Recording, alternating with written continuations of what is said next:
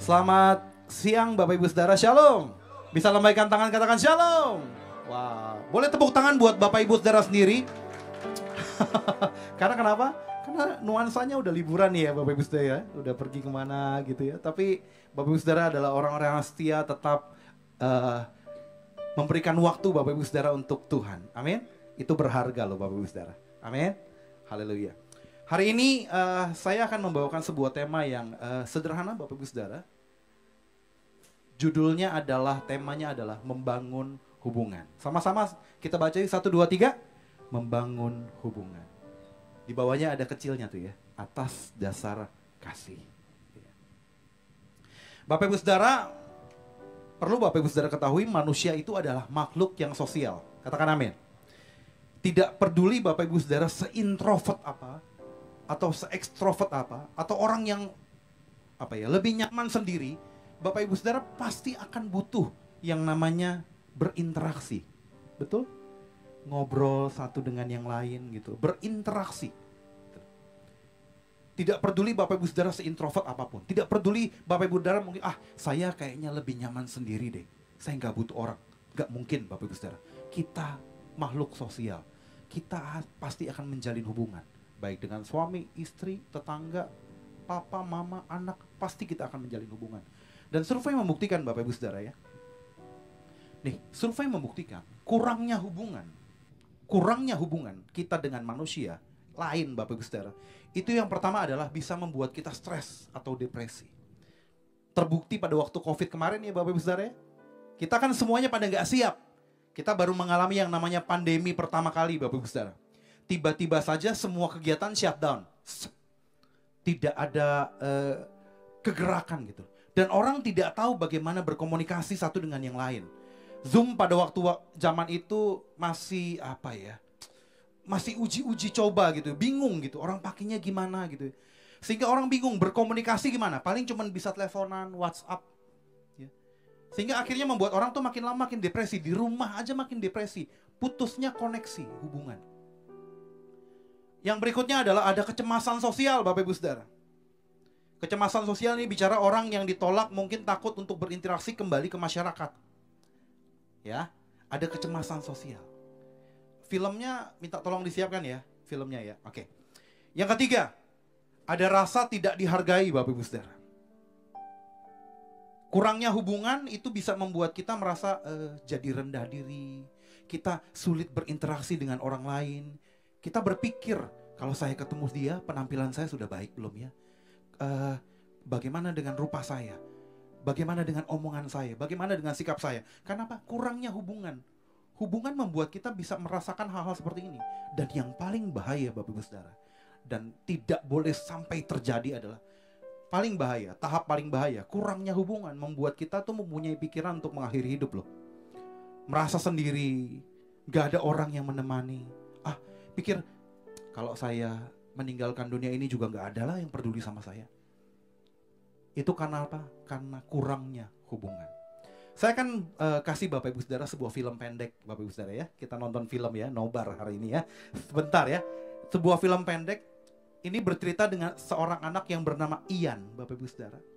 Bagaimana karena keterbatasan fisiknya dia ditolak. Tapi akhirnya dia bisa atasi itu. Yuk kita tonton sama-sama yuk.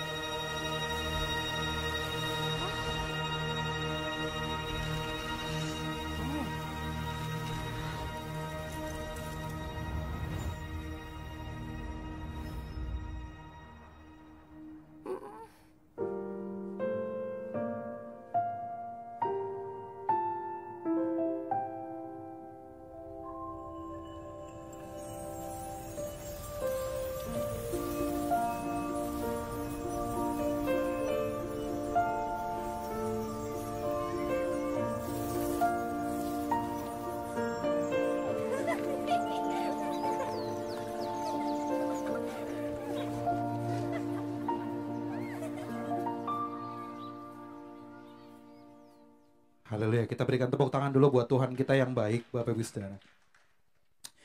Bapak Ibu Saudara, dari film tadi kita bisa melihat sebuah gambaran betapa hubungan itu bisa merubah seseorang. Betul ya?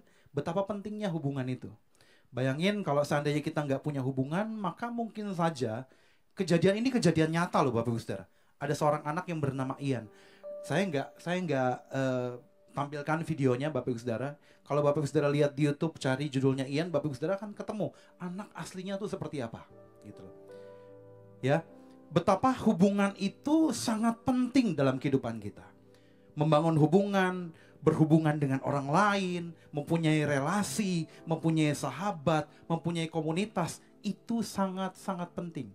Oleh sebab itu, boleh kembali ke PowerPoint saya. Oleh sebab itu Bapak Ibu Saudara, kalau Bapak Ibu Saudara perhatikan, Tuhan juga mengerti akan hal ini. Dia tahu betapa hubungan itu sangat penting dalam hidup kita. Oleh sebab itu Bapak Ibu Saudara, pada waktu Tuhan Yesus pertama kali khotbah, Bapak Ibu Saudara, ingat dia khotbah di mana? Di bukit ya. Pertama kali dia berkhotbah di bukit, Bapak Ibu Saudara. Tempatnya ini, Bapak Ibu Saudara. Kalau Bapak Ibu Saudara ke Israel, Bapak Ibu Saudara, ada yang namanya Bukit Sabda Bahagia, Bapak Ibu Saudara. Tempatnya indah seperti ini.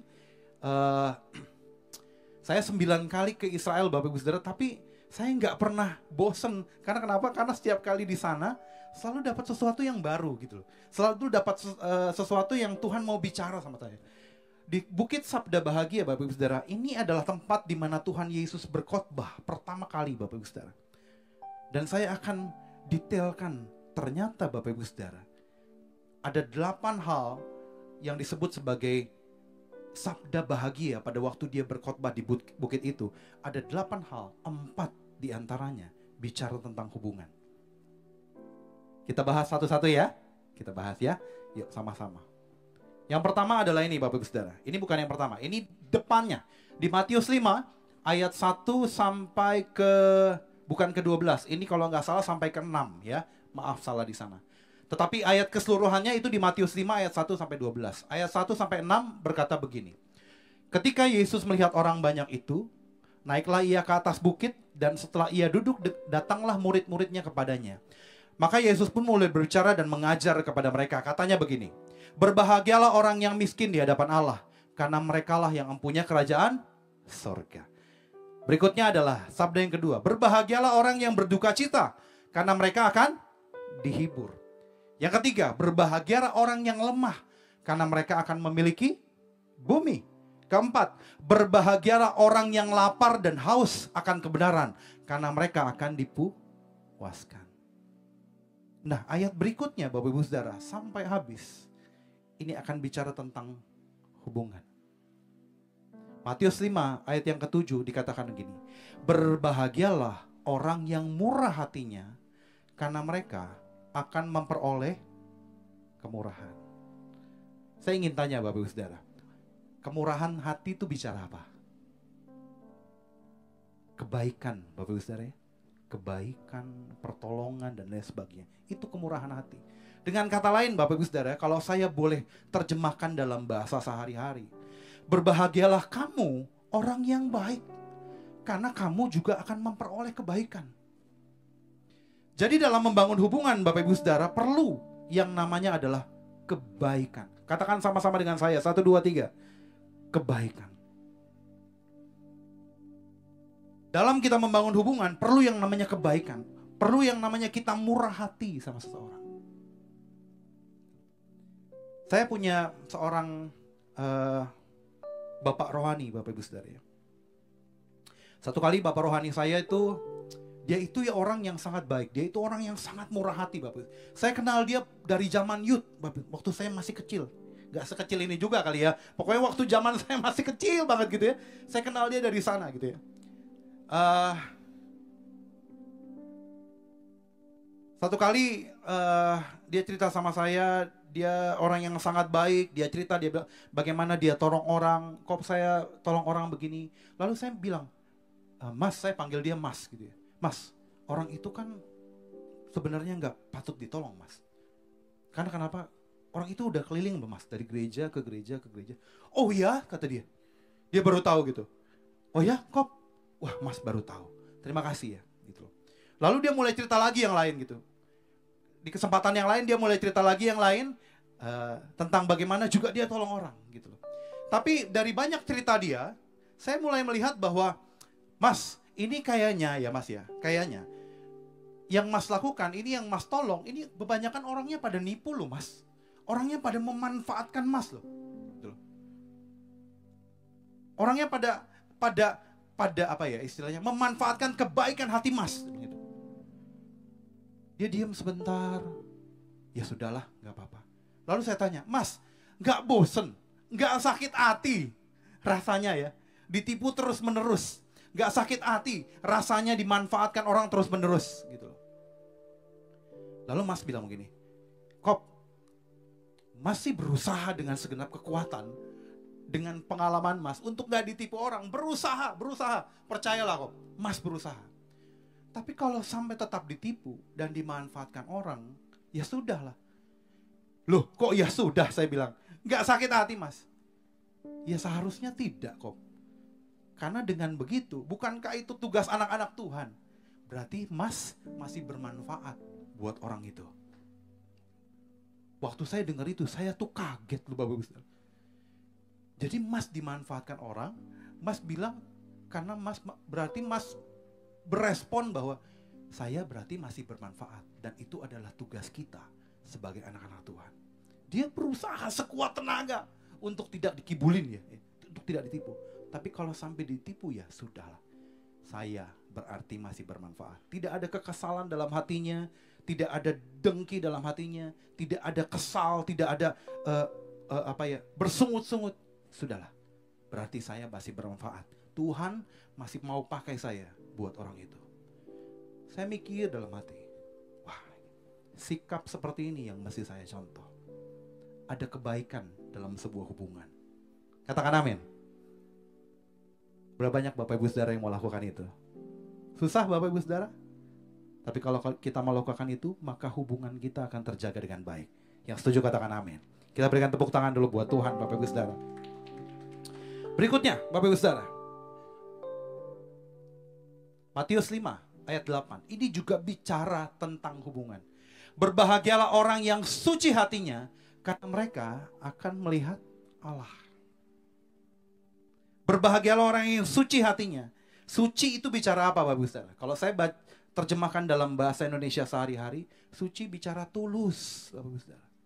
Tulus, apa adanya, tidak ada yang ditutupi. Berbahagialah orang yang tulus hatinya, karena mereka akan memperoleh ketenangan. Melihat Allah bicara tentang ketenangan, damai sejahtera, sukacita, dan lain sebagainya Bapak Ibu. Ya. Berbahagialah orang yang tulus, karena mereka bisa memperoleh ketenangan. Pada waktu kita menjalin hubungan Bapak Ibu Saudara, perlu yang ada yang namanya ketulusan. Jangan menjalin hubungan hanya karena transaksional. Apa yang bisa dia untungkan dari saya, atau apa yang bisa saya untungkan dari dia gitu loh istilahnya. Apa yang bisa jangan cuma itu Bapak Ibu Saudara. Bagi pengusaha, bagi kita yang berusaha Bapak Ibu Saudara, kadang-kadang hubungan sifatnya transaksional, betul? Itu normal. Tapi permasalahannya adalah begini Bapak Ibu Saudara, jangan semua hubungan didasari oleh semua itu. Harus ada ketulusan. Saya berteman sama dia, tulus, apa adanya aja. Karena saya ingin berteman sama dia. Saya ingin berhubungan sama dia karena tulus, apa adanya saja. Karena kita cocok. Kalau bahasa anak sekarang, satu chemistry gitu ya. Satu chemistry, cocok gitu. Tulus. Kalau kita dasari hubungan itu dengan ketulusan, maka kita akan memperoleh ketenangan. Tidak ada kecurigaan di dalam hidup ini. Ada kedamaian dalam hidup ini. Ada sukacita dalam hidup ini. Bapak Ibu Saudara tahu gak? Contoh yang paling tepat di sini siapa kira-kira di Alkitab? Tahu kisah Abraham dan Lot? Ya, Abraham dan Lot.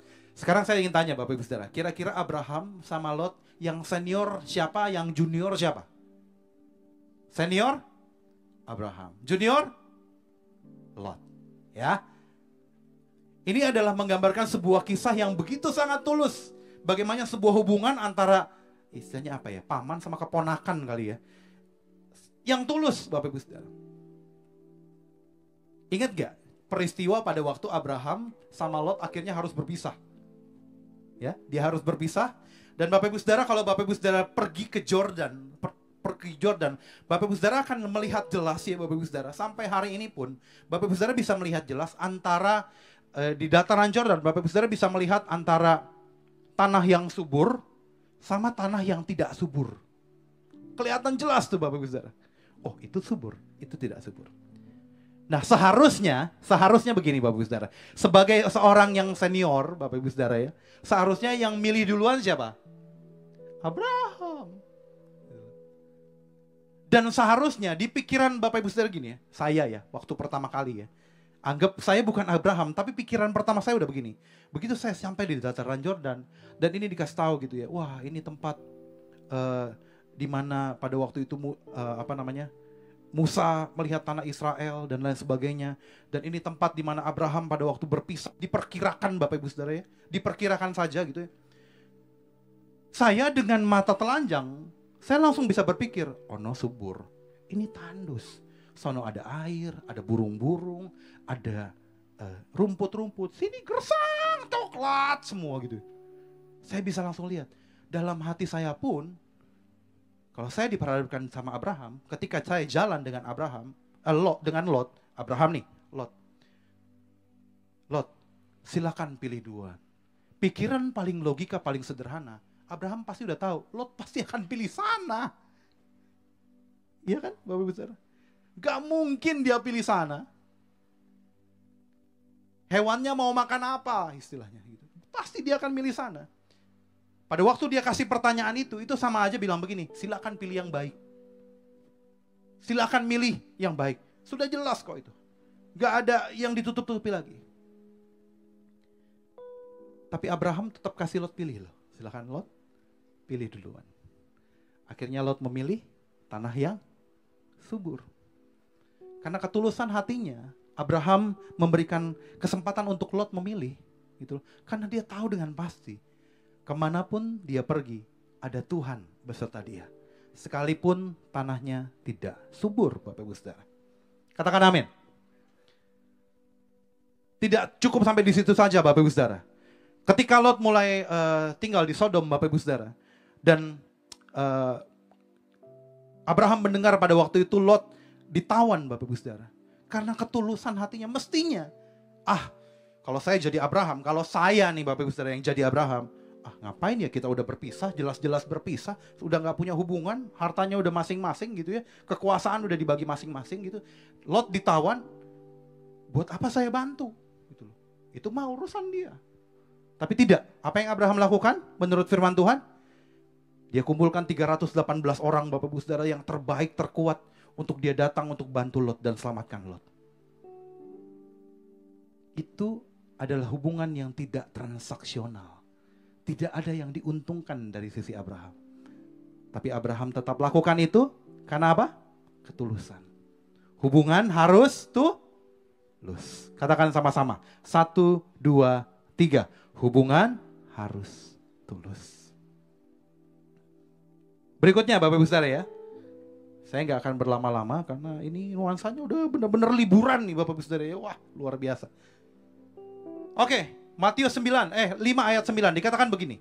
Berbahagialah orang yang membawa damai karena mereka akan disebut anak-anak Allah. Ya. Berbahagialah, dalam bahasa sehari-hari katakan begini. Berbahagialah orang yang bijaksana karena mereka akan memantulkan kemuliaan Tuhan atau mencerminkan Allah atau mencerminkan Tuhan di muka bumi. Berbahagialah orang yang bijaksana, Bapak Ibu Saudara. Membawa damai. Bijaksana bicara tentang begini, tahu kapan harus keras, tahu kapan harus lembut. Dalam membangun hubungan kita harus tahu kapan harus keras dan kapan harus lembut, betul ya? Tidak selamanya segala sesuatu yang buat kita emosi itu harus diresponi dengan marah-marah. Enggak selamanya loh Bapak Ibu Saudara. Dalam membangun hubungan kita harus bijaksana dan mengerti ini waktunya bagaimana. Satu kali anak saya Brevi, Bapak Ibu Saudara, waktu dia masih kecil, saya tuh punya Ki BCA, tahu ya? Ki BCA. Waktu dia masih kecil, dia sering mainin itu, Ki BCA. Sehingga akhirnya Ki BCA saya fail, error. Masukin pin salah 3 kali, error, sah gitu. Begitu kejadian itu pertama kali yang saya lihat, wah saya masih ketawa-ketawa, oh ya nggak apa-apa ya, anak kecil ya, oke ketawa-tawa. Satu. Kedua Bapak Ibu Saudara, ya mulai kesel dikit, karena kenapa? Ya ini butuh. Sampai terakhir berapa kali Bapak Ibu Saudara, saya udah mulai umpetin itu QBCA. Saya mulai umpetin, tapi namanya anak-anak, dia suka banget. Pikiran dia pokoknya QBCA, QBCA, QBCA gitu loh istilah. Mungkin kali ya, dia cari itu QBCA, dapat Bapak Ibu Saudara, dia mainin lagi gitu.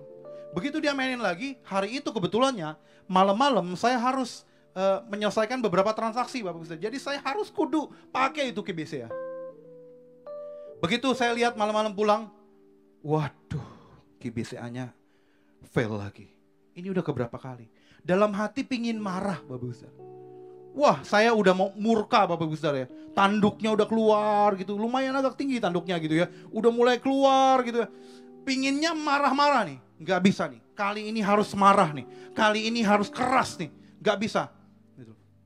Begitu saya pingin marah-marah, saya lihat dia dan saya pikir dalam hati. Kalau saya marah-marah membabi buta seperti saya marah kepada karyawan, kayaknya dia bisa trauma nih. Dia gak bakalan ngerti karena dia masih kecil. Kalau saya marah kayak karyawan gitu, bodoh kamu, goblok. Gak bisa Bapak Ibu Saudara. Kalau saya marah keras gitu, gak bisa. Lalu saya duduk sebentar Bapak Ibu Saudara. Dan saya mulai tanya, Tuhan, gimana caranya saya marah sama anak umur 3 tahun, 4 tahun ini? Gimana supaya dia tuh jangan sampai mainin QBCA lagi. Ini udah saya umpetin loh Tuhan. Bukan saya geletakan, sudah saya umpetin, ketemu aja lagi. Gitu. Memang sih nggak umpetinnya sampai di dalam brankas gitu kan, nggak perlu juga Bapak Ibu Saudara ya. Cuma umpetin misalkan tadinya di tempat mana, saya taruh di atas meja yang lebih tinggi, atau saya cemplungkan di dalam sebuah kontainer kecil tempat pulpen gitu yang lebih tinggi. Udah, seharusnya dia nggak ketemu aja itu anak. Gimana ya Tuhan? Saya duduk sebentar, saya liatin gitu.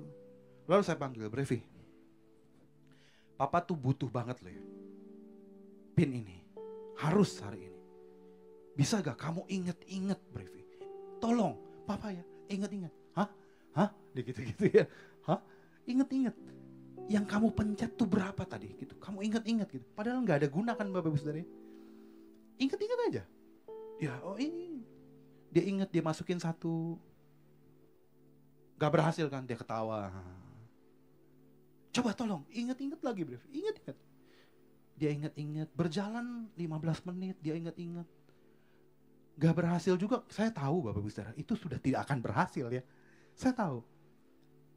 15 menit berjalan ya, dia mulai keringetan nih. Gak inget gitu. Ya coba tolong ingat-ingat, tapi saya tetap ada di samping dia. 30 menit berlalu, dia coba ingat. Dia mulai nangis, gak ingat Pak.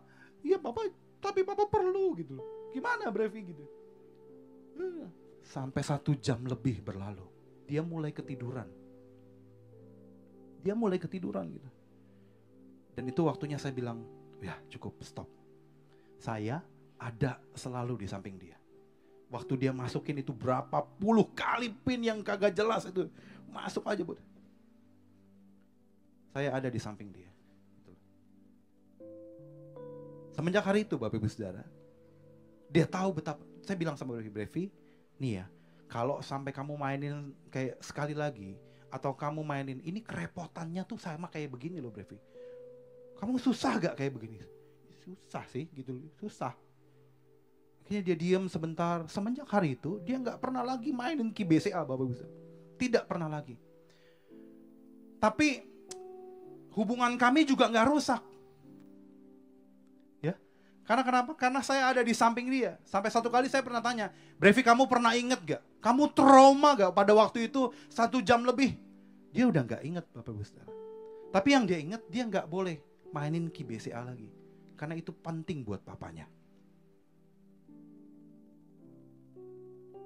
Jadi hubungan itu, kita harus bisa jadi orang yang membawa damai. Hubungan itu perlu kebijaksanaan. Tahu kapan harus marah, tahu kapan harus kita nggak marah Bapak Ibu Saudara. Marah boleh gak Bapak Ibu Saudara? Sama-sama bilang dengan saya, boleh marah. Tapi yang tidak boleh adalah marah-marah sampai kelewatan, Bapak Ibu Saudara. Sampai kita sendiri pun gak bisa kontrol lagi diri kita. No. Kalau kita tidak membangun hubungan dengan bijaksana, maka kita akan kehilangan hubungan. Katakan amin. Bangun hubungan dengan bijaksana. Sama-sama bilang 1, 2, 3. Bangun hubungan dengan bijaksana. Kita kasih tepuk tangan sekali lagi buat Tuhan. Nah, ini yang terakhir Bapak Ibu Saudara. Terakhir tapi mungkin agak panjang ya Bapak Ibu Saudara ya. Di Matius 5 ayat 10. Mandy, bisa. Matius 5 ayat 10 sampai 12. Ya, ini ayatnya agak panjang. Berbahagia orang yang dianiaya oleh sebab kebenaran, karena merekalah empunya kerajaan sorga. Berbahagialah kamu jika karena aku, kamu dicela, dianiaya kepadamu, difitnahkan segala yang jahat. Bersukacitalah dan bergembiralah, karena upamu besar di sorga. Sebab demikian juga telah dianiaya nabi-nabi sebelum kamu. Kalau bahasa sehari-harinya saya terjemahkan begini. Berbahagialah orang yang diperlakukan dengan tidak adil oleh sebab kebenaran. Karena mereka akan dilimpahkan segala kebaikan kerajaan sorga. Berbahagialah kamu jika karena aku kamu dicela, dianiaya kepadamu, difitnahkan segala yang jahat. Bersukacitalah, bergembiralah, karena upamu besar di sorga. Sebab demikian juga dianiaya nabi-nabi sebelum kamu. Bapak Ibu Saudara, Tuhan sadar betul pada waktu kita membangun hubungan, kadang tuh suka dianiaya atau diperlakukan tidak adil, atau disalah mengerti, atau dicela, atau difitnah. Mungkin ayat ini cocok untuk Bapak Ibu Saudara yang mungkin sedang membangun hubungan di kantor, atau di pelayanan mungkin Bapak Ibu Saudara. Di pelayanan dimanapun gitu ya. Pada waktu kita membangun hubungan, kita disalah mengerti orang, kita dibuat apa ya? Kita sudah lakukan sesuatu yang terbaik nih untuk orang itu. Tapi harapan atau ekspektasinya, tapi orang itu malah akhirnya mengkhianati kita. Atau orang itu malah akhirnya mengecewakan kita. Kita sudah lakukan yang terbaik buat dia. Kita sudah beliin dia yang terbagus yang bisa kita beliin pakai uang kita Bapak Ibu Saudara. Tapi ternyata dia malah ya biasa aja gitu. Contoh terbaik dari peristiwa ini adalah Tuhan Yesus sendiri, Bapak Ibu Saudara. Adalah Tuhan Yesus sendiri. Di Israel itu ada salah satu situs namanya, saya lupa depannya apa, tapi Peter Galikantu itu situs adalah rumah Imam Kayafas, Bapak Saudara. Wah, saya paling demen di situ. Karena kenapa? Karena setiap kali saya ke sana, bagus sekali, megah gitu ya. Di bawahnya itu ada tempat di mana Tuhan Yesus pernah disiksa dan dipenjara 1 malam sebelum dia disalib. Di bawahnya. Dipercaya ada sebuah lengkungan tempat di mana Tuhan Yesus pernah berlutut gitu. Itu dipercaya Bapak Saudara. Tidak ada yang bisa kasih pembuktian secara pasti gitu. Tapi ketika saya masuk ruangan itu Bapak Ibu Saudara, setiap kali saya masuk ruangan itu, saya tuh merasa hadirat Tuhan yang begitu kuat, dan juga saya merasa ada satu kesedihan, rasanya sedih banget deh. Ruangannya tuh paling hanya sekitar 3 kali 3 meter, 3 kali 4 meter Bapak Ibu Saudara, dengan batu alam yang masih natural banget gitu ya. Tapi dia deep down jauh banget ke bawah gitu. Wow, kita mesti turun ke bawah, sampai ke paling bawah. Dan Bapak Ibu Saudara akan temukan itu ruangan hampir seperti gua, kecil dan itu jauh sekali ke atasnya kalau tidak ada tangga Bapak Ibu Saudara. Tapi di ruangan itu saya merasakan begitu banyak bagaimana saya bisa merasakan pada waktu itu perasaan dari Tuhan. Satu kali kita berdoa sama-sama di sana gitu ya. Saya pada waktu itu nggak nyanyi apa-apa, kebetulan lagi bawa beberapa rombongan gitu ya, sekitar 40 orang. Saya cuman setel satu lagu Bapak Ibu Saudara. Tahu lagu ini gak? Ini di mana? Di E. Di C deh, di C dulu. Tahu lagu ini? Kasih dari surga memenuhi tempat ini. Kasih dari Bapa surgawi. Tahu? Saya lagi setel lagu itu. Kalau ke Israel saya membawa, saya punya JBL. Saya bilangnya Holy JBL. Karena kalau pakai gitar, kadang-kadang kuncinya suka salah, kadang-kadang gitarnya suka falas. Jadi saya pakai yang pasti aja deh. Saya bawa JBL aja speaker gitu. Udah bisa enak gitu. Saya lagi nyanyi, kasih dari Yesus mengalir di hatiku, membuat damai di hidupku. Refnya tahu? Mengalir kasih dari tempat tinggi,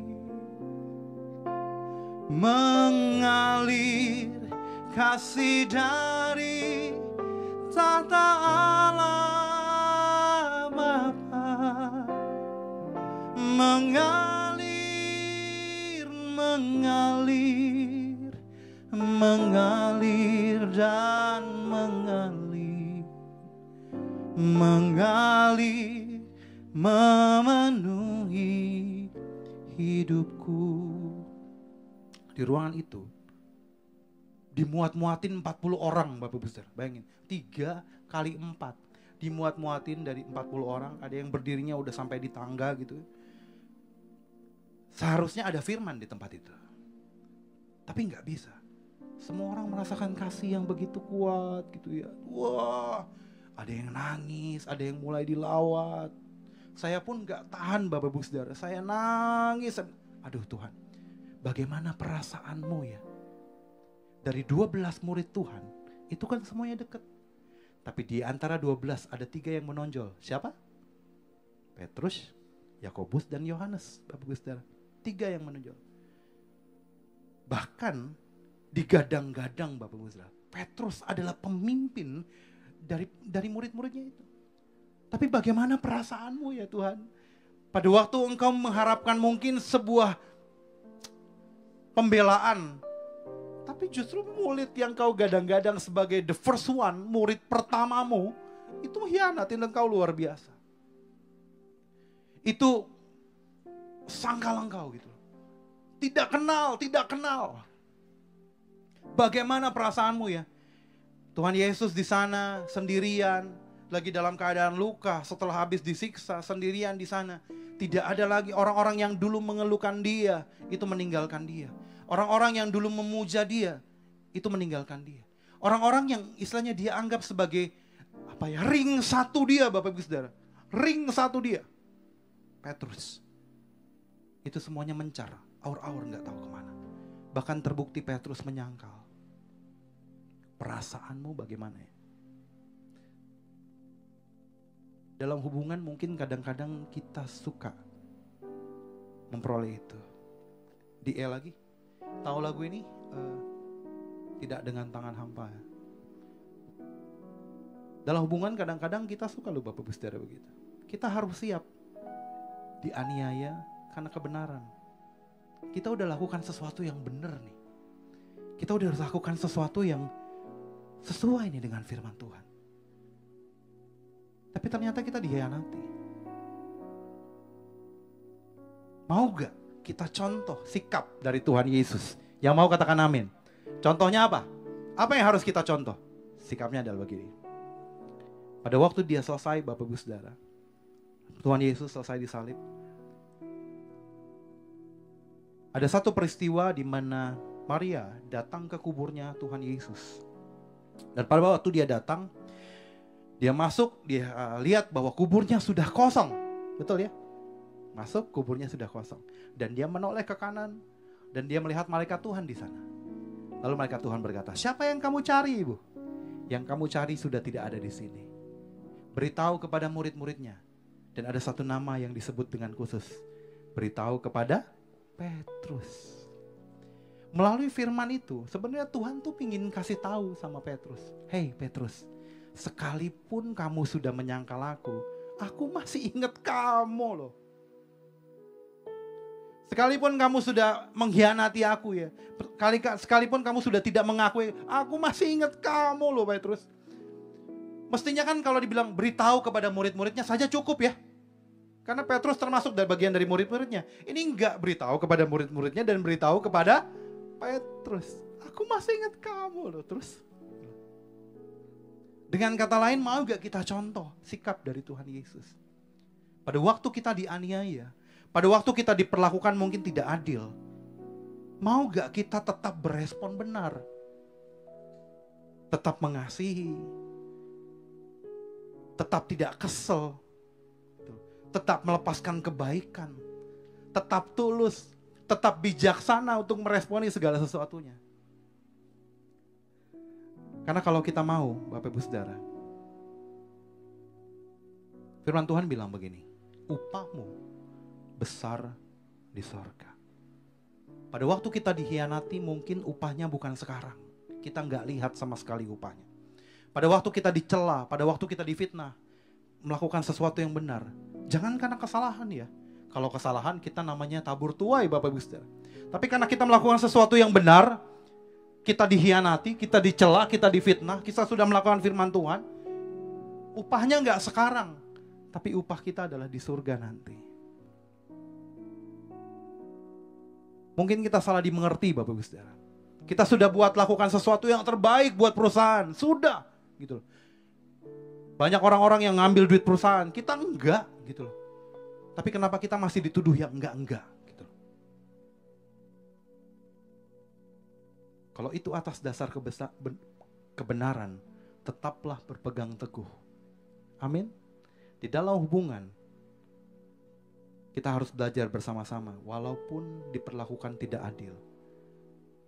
Walaupun diperlakukan tidak baik, Bapak Ibu Saudara. Tuhan Yesus contohnya. Dia bangun 3 tahun pelayanan dia. Diperlakukan semena-mena.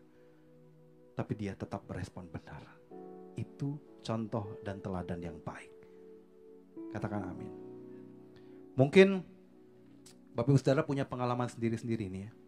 Pak Jasa, Bu Tini punya pengalaman mungkin ya. Memimpin sebuah gereja tuh gak mudah loh. Betul? Iya Pak. Saya baru merintis sebuah gereja Bapak Ibu Saudara. Masih embrio ya.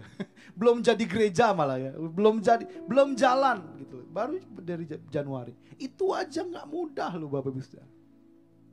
Apalagi yang sudah jalan seperti Pak Jasa dan Bu Tini. Memimpin sebuah perusahaan tidak mudah Bapak Ibu Saudara. Tapi percayalah, pada waktu kita mempertahankan itu dengan ketulusan, kita mempertahankan itu dengan kebijaksanaan, kita mempertahankan hubungan itu dengan kebaikan, maka segala kebaikan surga akan kita terima. Katakan amin. Yang setuju katakan amin. Amin. Walaupun mungkin kita dikhianati, tapi bisa gak kita bilang sama Tuhan, segalanya yang ku miliki, semuanya daripadamu, kan ku bawa persembahan hidup kami, persembahanku yang terbaik hanya bagi. Persembahan di sini bukan hanya bicara tentang uang materi, tapi juga persembahan respon yang baik, sikap yang benar, ketulusan, keberanian untuk terus berpegang teguh sama firman Tuhan, Bapak Ibu Saudara. Dan itu menjadi sebuah persembahan yang sejati di hadapan Tuhan. Yang setuju katakan amin. Berapa banyak yang mau itu Bapak Ibu Saudara?